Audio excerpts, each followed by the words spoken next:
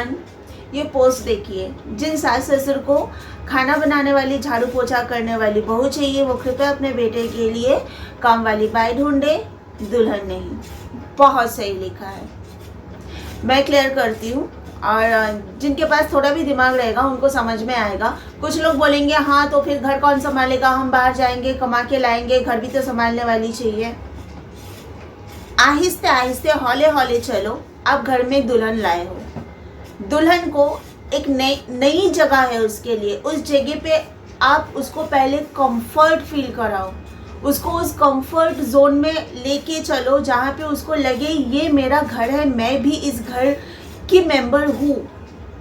लेकिन ये कोई फील नहीं कराता है, उसको हमेशा ये फील करवाया जाता है कि तू बाहर से आई हुई है और तेरा काम इधर हम सबका काम करना है। इस घर में तेरी वो जगह है कि तू बस हमारे लिए सेवा करेगी, यहाँ पे तू सर्व करने के लिए आई है। ये उसको फील कराया जाता है, जो कि बाहर से आई हुई उस लड़की को तकलीफ, ये जो चीज़ है ना उसको तकलीफ देती है। जब घर हमारा होता है ना तो इस घर को साफ रखना, साफ सुथरा रखना, घर के हर जिम्मेदारी को बखूबी निभाना, ये हमारे खुद की जिम्मेदारी होती है और हम करते भी है। जहाँ पे हमें फील होता है कि हमारा घर है, इस घर का ख्याल रखना हमारी जिम्मेदारी है, वहाँ पे हम खुद करते हैं। लेकिन वो फील कराना पहले से, जो लोग उस घर में रह रहे हैं, जो लोग मेंबर्स है, यानी पति, सास ससुर, ननद, देवर, जो भी है, पहले आप लोग उस घर में आई हुई नई मेंबर को ये फील तो कराओ कि तुम भी हमारे जैसे ही इस घर के हो। उसके लिए टाइम लगता है, उसको उस कंफर्ट जोन में जाने के लिए टाइम लगता है, उसको घर में एडजस्ट होने के लिए टाइम लगता है, लेकिन उसको वो टाइम नहीं दिया जाता। तुरंत घर के लोग ये उम्मीद लगाते हैं कि सारे लोगों का काम वो अकेली बंदी संभालेगी। लेकिन क्यों? आप लोग अपाहिज तो हो नहीं कि आप अपना काम खुद नहीं कर सकते हो? एक लड़की बाहर से जो आई है, बाहर से आई क्यों है? घर का भी अगर कोई है मेंबर, अगर घर का भी है, वो अकेला सारे लोगों का काम करेगा, ये तो कोई न्याय नहीं हुआ ना किसी के साथ भी। एक घर में अगर 4 मेंबर रहता है और चारों के चारों अगर मतलब एक्टिव है, सब लोग चलते फिरते लोग हैं, कोई बीमार नहीं है, कोई बेड पे पड़ा नहीं है, तो सबकी जिम्मेदारी होती है कि घर को संभालना, हर एक काम मिल बांट के करना। लेकिन बहू के साथ ऐसा नहीं होता है। ससुराल के लोग ये उम्मीद लगाते हैं कि सारे लोगों को वो सर्व करे, सारे लोगों का काम वो बाहर से आई लड़की जो बहू है रिश्ते में, उस घर में, वो अकेले सारे लोगों का काम करे। लेकिन ये नाइंसाफी उसके साथ क्यों? बहू जिस दिन फील करेगी कि मैं इस घर की हूँ, मेरा भी काम बनता है, मेरी भी जिम्मेदारी बनती है इस घर के लिए करना, तो वो करेगी, वो खुद करेगी।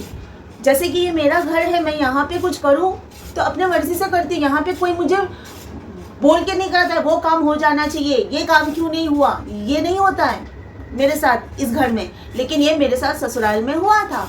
अगर गलती से 4 काम कर लिया, 5वां काम गलती से अगर छूट गया, तो वो 5वें काम के लिए मुझे जलील किया जाता था। जो 4 काम किया मैंने, उसके लिए कोई अप्रिसिएशन नहीं। तो ये बहू के साथ क्यों? अगर यही करना है तो आप लोग एक काम वाली बाई लेके आओ और देखो, वो काम वाली बाई भी नहीं रहेगी। उस काम वाली बाई को भी इतनी लाचारी नहीं पड़ी है कि आपका इतना सब सुन के आपके लिए करे भी और आपका सुने भी। वो लाचार काम वाली बाई भी नहीं है जो आपके घर में रहेगी। तो ऐसा घर का अगर माहौल होता है ना, तो कुत्ता बिल्ली भी नहीं रहता है, क्योंकि जहाँ पे प्यार नहीं है वहाँ पे कोई नहीं रह सकता, कोई जानवर भी नहीं रह सकता, तो इंसान तो बहुत दूर की बात है। पहले किसी को प्यार दो, एक भी काम करे वो आपके लिए, उस काम के लिए उसको अप्रिसिएशन दो, उसको केयर दो, उसको लव दो, उसको वो जगह दो कि उसको कंफर्टेबल फील हो उस घर में, तो वो अपने आप आपके लिए करेगी। और आपके लिए करेगी क्यों? आप लाचार या अपाहिज तो हो नहीं। बहू आने से पहले सब काम आप लोग खुद कर लिया करते थे, लेकिन बहू आने के बाद तुरंत ही उम्मीद लगाई जाती है कि अब वो करेगी। क्यों? वो आने से पहले कौन करता था? आने से पहले अगर सब काम अपने आप हो जाता था, तो वो आने के बाद से क्यों लड़ाई झगड़ा स्टार्ट हो जाता है कि वो नहीं कर रही है, वो ये नहीं कर रही, वो नहीं कर रही है। मेरे ससुराल में सुबह नाश्ते में नूडल्स बनाने की जो फरमाइश मेरे पति ने किया था, नूडल्स बनाने में थोड़ा टाइम लगता है। नॉर्मल वो फटाफट वाला जो नाश्ता होता है उससे नूडल्स बनने में, भले ही उसका नाम फास्ट फूड है लेकिन इतना फास्ट नहीं बनता है नूडल्स। सब्जियां काटो, नूडल्स उबालो, ये करो वो करो, बहुत तामझाम रहता है। तो 10:30 बजे के जगह 11:45 बजे मेरा उनका कहना है कि 10:30 बजे वो लोग नाश्ता करते हैं, जबकि ये बहुत बड़ा झूठ है। क्योंकि मैं हर रोज़ देखती थी कि कितने बजे ये लोग नाश्ता कर रहे हैं। 11 से पहले कोई नाश्ता नहीं करते हैं उनके घर में।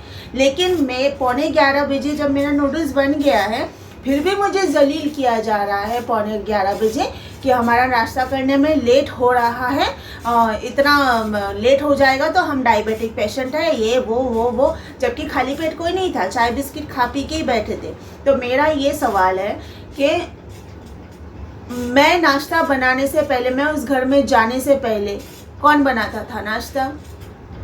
तब अगर शोर नहीं मचता था तो आज एक दिन अगर लेट हो भी गया, चलो मान भी लिया लेट हो गया, 10:30 की जगह 11:45 बज रहा है यार, 11:45 ही बज रहा है, तो इतना शोर मचाने की क्या ज़रूरत है? 15 मिनट में कोई मर तो नहीं जाता है ना।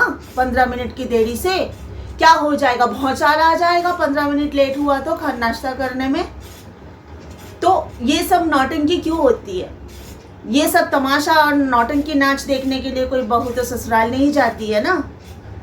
तो इसके लिए ये पोस्ट बहुत सही है। अगर आपको काम करवाने के लिए ही अगर घर में दुल्हन चाहिए ना, तो काम वाली बाई जिनका प्रोफेशनल मतलब प्रोफेशन है ना, दूसरों के घर में झाड़ू पोछा बर्तन करना, उनके घर से दुल्हन लाओ। लेकिन वो भी नहीं टिकेगी, क्योंकि वो लोग भी ना मुँह पे उसी झाड़ू से मारेंगे, जो झाड़ू उसको दिया जाएगा ना झाड़ू लगाने, उसी झाड़ू से वो मार के वहाँ से निकल जाएगी। इतना टैंट्रम वो तो बिल्कुल भी नहीं सहते वो लोग। अच्छी घर की लड़कियाँ ला के उन पर टॉर्चर करने से अच्छा कि काम वाली बाई के ख़ानदान से बहू लाओ और फिर देखो उनके टैंट्रम्स आपको झेलने पड़ेंगे। तो ये मैसेज हर उन माँ बाप के लिए है जिनके बेटे शादी लायक है और वो लोग दुल्हन के रूप में एक काम वाली बाई एक्सपेक्ट करते हैं।